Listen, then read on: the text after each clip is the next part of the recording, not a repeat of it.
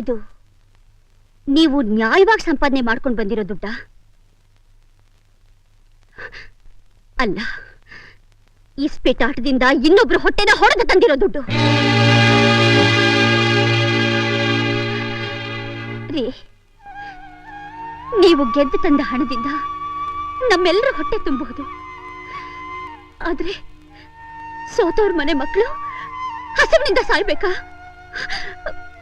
ಬೇಡ ರೀ, ಬೇಡ. ನಮಗಿಂತ ಸಂಪಾದನೆ ಬೇಡ.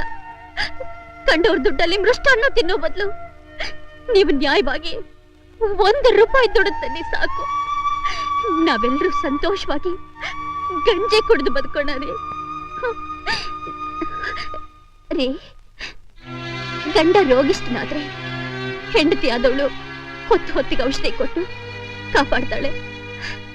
ಒಂದ್ ವೇಳೆ ಕುರುಡನಾದ್ರೆ ತನ್ನ ಕಣ್ಣಲ್ಲಿ ಕಣ್ಣಾಗಿಟ್ಕೊಂಡು ಎಳೆ ಮಗುವಿನ ಹಾಗೆ ನೋಡ್ಕೋತಾಳೆ. ಅಕಸ್ಮಾತ್ ಅವಳ ಗಂಡ ಕುಂಟನಾದ್ರೆ ಅವನ ಕೈ ಹಿಡ್ಕೊಂಡು ನಡೆಸ್ಕೊಂಡು ಕರ್ಕೊಂಡು ಹೋಗ್ತಾಳೆ. ಆದ್ರೆ ತನ್ನ ಗಂಡ ಕುಡುಕನೋ ಜೂಜುಕೋರನೋ ಆದ್ರೆ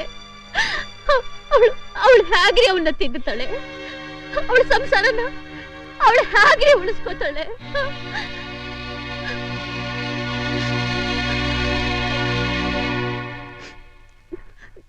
ದೇವಿ, ನನಗೆ ಕ್ಷಮಿಸ್ಬಿಡು. ಇನ್ನು ಮುಂದೆ ನಾನು ಇಸ್ಪೀಟ್ ಆಡಲ್ಲ. ನೀನ್ ಈ ಮಾತನ್ನ ಎಷ್ಟು ಸರಿ ಹೇಳಿದೀಯ, ನಾವು ಎಷ್ಟು ಸರಿ ಕೇಳಿದ್ದೀವಿ. ಇಲ್ಲ ಅಜ್ಜಿ, ದೇವರ ಮೇಲೆ ಪ್ರಮಾಣ ಮಾಡಿ ಹೇಳ್ತೀನಿ, ನಾನಿನ್ ಮುಂದೆ ಇಸ್ಪೀಟ್ ಆಡಲ್ಲ. ಮಾತಾಡದೆ ಕಲ್ಲಾಗಿ ನಿಂತಿರೋ ದೇವ್ರ ಮೇಲಲ್ವೋ, ಪ್ರಾಣಕ್ಕೆ ಪ್ರಾಣವಾಗಿ ಪ್ರೀತಿಸೋ ನಿನ್ ಹೆಂಡತಿ ಮೇಲೆ ಪ್ರಮಾಣ ಮಾಡಿ ಹೇಳು. ನನ್ನ ಹೆಂಡತಿ ಮೇಲ? ಯಾಕ್ರಿ, ಮಾತ್ ತಪ್ಪದ್ರೆ ನಾನ್ ಸತ್ತೋಗ್ಬಿಡ್ತೀನಿ ಅಂತನಾ? ಸರಿ ದೇವಿ, ನಿನ್ನ ಮೇಲೆ ಪ್ರಮಾಣ ಮಾಡಿ ಹೇಳ್ತೀನಿ, ನಾನಿನ್ ಮುಂದೆ ಇಸ್ಪೀಟ್ ಆಡಲ್ಲ. ಇದು ಸತ್ಯ.